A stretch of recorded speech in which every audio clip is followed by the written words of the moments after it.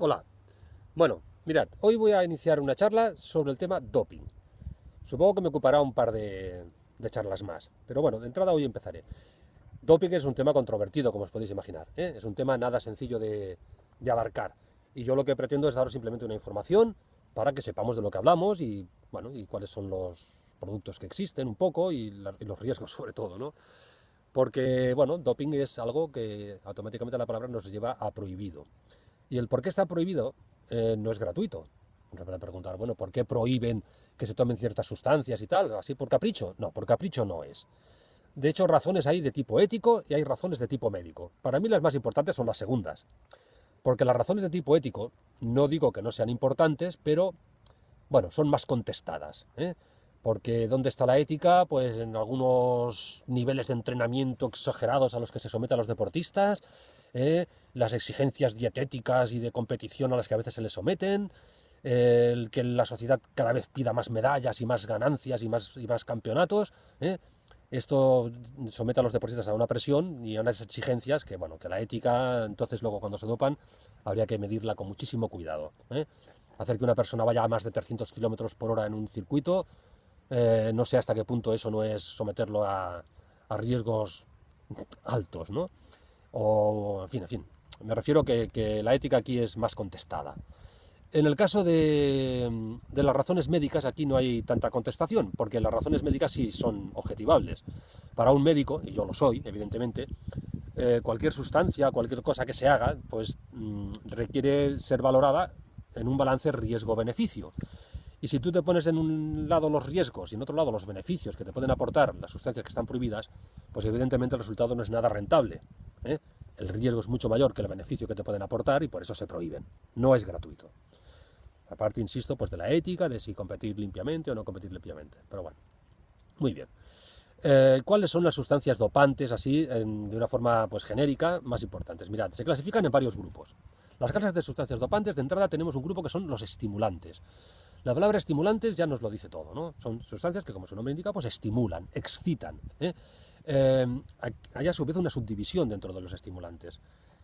Un grupo importante de los estimulantes serían las anfetaminas, los derivados anfetamínicos.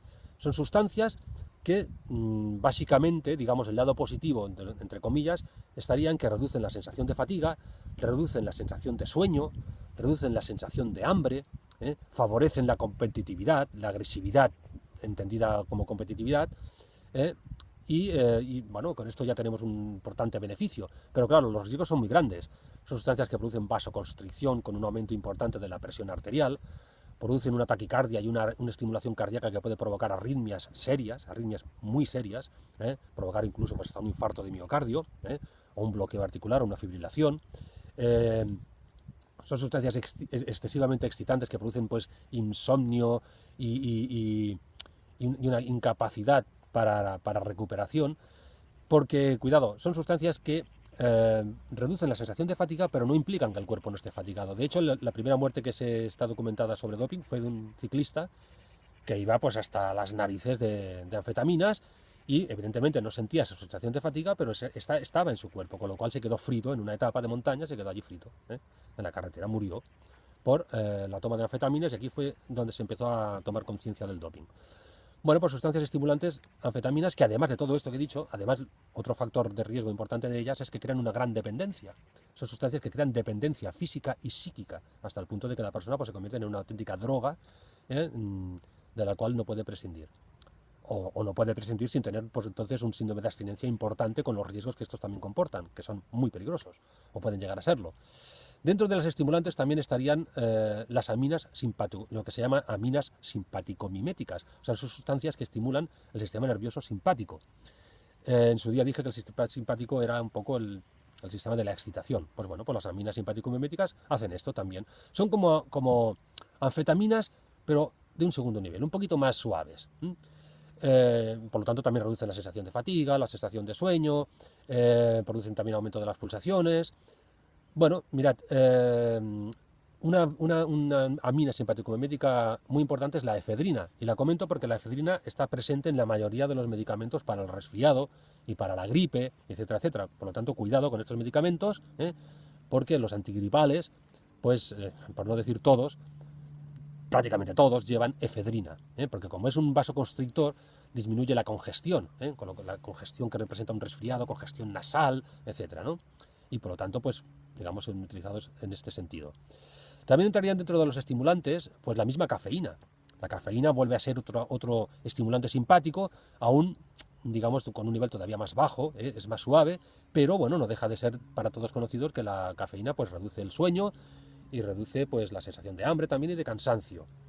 Esto sería, digamos, su lado positivo. Su lado negativo también lo tiene porque la cafeína es un diurético, con lo cual favorece la eliminación de líquido y por lo tanto la deshidratación, la posible deshidratación del deportista. Además también produce arritmias, puede producir arritmias o favorecer la presencia de arritmias cardíacas, por lo tanto cuidado con la cafeína también. Aunque para ser justos hay que tomar bastante café, pero bueno, una dosis importante de cafeína es considerada doping.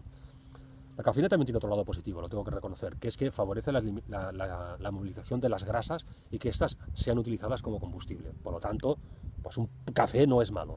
Lo que es malo son muchos cafés, cuidado, esos son peligrosos. Bueno, entrarían todavía también dentro de los estimulantes, pues los beta-2 adrenérgicos, sustancias que producen broncodilatación, son los que el Ventolin, famoso Ventolin, el que utilizamos los asmáticos. Bueno, la verdad es que al ser estimulantes simpáticos producen, por un lado, como he dicho, broncodilatación, con lo cual va bien para el asma, pero por otro lado pues también pueden llegar en dosis importantes a ser excitantes cardíacos, con la producción de arritmias, etcétera, etcétera, que he comentado antes. Bueno, estos serían los estimulantes, a grandes rasgos, estoy informando. Otro grupo de sustancias dopantes serían los narcóticos. La verdad es que de narcóticos son utilizados poco como doping, se han utilizado poco. Se ha podido utilizar pues, para favorecer el descanso, el sueño de los deportistas y por lo tanto la recuperación por un sueño reparador. Bueno, esto sería casi la única posible ventaja que pudieran llegar a tener, pero evidentemente son sustancias peligrosísimas porque son inhibidoras del sistema nervioso central, que pueden producir una inhibición respiratoria, incluso con un paro respiratorio, parada cardíaca, inhibidores del estado de alerta, con lo cual pues eso, por eso producen sueño, ¿no? Pero pueden llegar a producir pues, una nubilación, coma, y puede llegar a producir la muerte, evidentemente. Y sobre todo si se mezclan con alcohol, ya lo digamos. Además de la gran dependencia que también originan. Son sustancias que crean dependencia. Son sustancias que una persona, si se acostumbra a ellas, pues el hecho de prescindirlas produce trastornos serios con un síndrome de abstinencia que puede ser muy peligroso. Personas luego que llegan al punto de no poder descansar si no es tomando estas sustancias.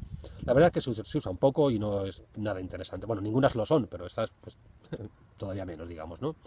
Otras sustancias, otra familia de doping son los llamados los beta bloqueantes. Sustancias beta bloqueantes son, al contrario de los que he dicho antes de beta-2 estimulantes, pues estos son bloqueantes de unos receptores del sistema nervioso simpático. ¿Para qué se utilizan? Mira, los beta bloqueantes se han utilizado básicamente como antitremóricos, o sea, reducir el temblor. Entonces se utilizan en deportes en los cuales la precisión sea muy, muy necesaria. Podríamos decir, pues, no sé, el tiro con arco, el tiro al blanco, ¿no? La puntería. Si queréis, yo qué sé, pues se me ocurre ahora el ajedrez. Ay, ajedrez, caramba, he dicho ajedrez cuando estaba pensando en el billar. Pero bueno, en fin, la verdad es que tampoco son sustancias que se hayan utilizado mucho. Tal vez en las sustancias en los deportes de precisión, deportes de puntería, es donde se hayan utilizado más. El riesgo, la ventaja sería esta, ¿no? Que reducen el temblor. El riesgo, pues todo lo contrario de los beta-estimulantes. En este caso producen una broncoconstricción, con lo cual pueden producir una dificultad respiratoria importante. Aparte de producir pues, una bradicardia importante con incluso una hipotensión y hasta parada cardíaca que podría llegarse a producir. Por lo tanto, tampoco son sustancias demasiado interesantes para el beneficio que te pueden aportar. Bueno, siguiendo con otras familias, los diuréticos. Los diuréticos es otra familia importante de sustancias que se han utilizado como doping, que se utilizan. Los diuréticos, como sabéis, son medicamentos, son sustancias que favorecen la eliminación de orina. Hay muchos grupos de diuréticos, muchas familias. Como doping, ¿para qué se han utilizado? Básicamente por dos razones.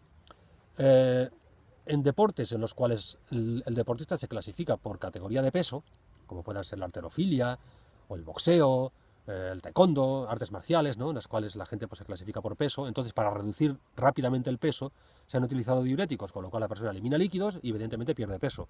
Pero estamos en lo de siempre. Pierdes peso a costa de deshidratarte. O sea que yo no sé dónde está el beneficio. porque vale que pesarlas menos igual bajas a una categoría, pero vas con un riesgo importante de fatiga por el hecho de que tus músculos están más deshidratados, entonces no es nada tampoco recomendable, ¿eh? Perder líquido, perder peso a base de líquido es un disparate. En fin, esto sería una razón por las cuales se han utilizado. También se pueden utilizar, o se han utilizado los diuréticos porque al favorecer la eliminación de orina, favorecen que se expulsen por orina otras sustancias dopantes que se hayan podido tomar. Entonces puede una persona estar dopándose durante una temporada y antes de la competición, unas semanas antes, utilizar diuréticos para que luego, pues en su orina, el día de la competición no se detecten las sustancias que haya podido tomar durante sus épocas de entrenamiento. Esto sería, digamos, las utilidades, digamos, que pueda tener los diuréticos. Los riesgos, pues los riesgos básicamente es los riesgos de deshidratación, de pérdida de minerales, porque hay diuréticos que pierden potasio, otros no pierden potasio pero pierden sodio, en fin, el riesgo de pérdida de líquido y de deshidratación a nivel del organismo, con lo cual esto pues, puede llegar a ser bastante problemático, bastante problemático. Muy bien, otras sustancias dopantes serían los esteroides, de los cuales hablaré en otra charla, la hormona de crecimiento, de la cual también hablaré en otra charla, junto con los esteroides, la eritropoyetina, la EPO, la famosa EPO, todo esto lo reservo para una nueva charla. Luego hay métodos de doping. Métodos de doping que rápidamente voy a comentar dos.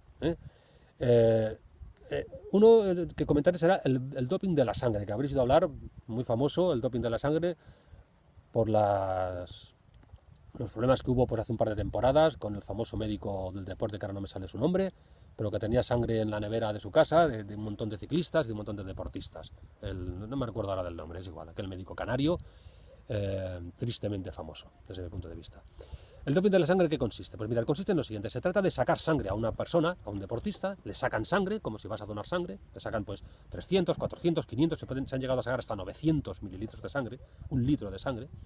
Esa sangre tuya se guarda en la nevera, evidentemente tú te vas recuperando poco a poco de esa pérdida de sangre que has tenido y regeneras esa sangre que te han sacado.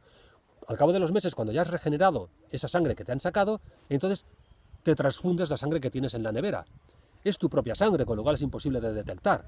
Pero te encuentras entonces el día de la competición con un extra de sangre, un extra de glóbulos rojos y de hemoglobina que te favorece la capacidad aeróbica. Esto sería su ventaja. La desventaja es que la sangre es más espesa, sobrecargas muchísimo al corazón, puedes producir un bloqueo cardíaco importante y un problema serio de salud por hipertensión y bloqueo cardíaco y parada cardíaca incluso, ¿no? O sea, aumenta mucho el hematocrito, que ya comentaré en su día. Y otro doping muy bestia que se había realizado, ahora no creo que se utilice más, es el doping del embarazo. ¿Das cuenta? En este caso se había utilizado, hay historias y literatura sobre que se había utilizado en algunos países del este. Las mujeres se quedaban embarazadas en los primeros meses del embarazo. La hormona gonadotrofina coriónica favorecía el trabajo muscular y la resistencia, y luego, justo antes de la competición, pues abortaban, se producía el aborto. Esto evidentemente es una bestialidad, pero es una de las tristes historias del tema doping que se han utilizado en la vida, digamos, ¿no? Muy bien, hoy lo dejo aquí. El próximo día seguiré y hablaré de anabolizantes, ¿vale? Hasta la próxima.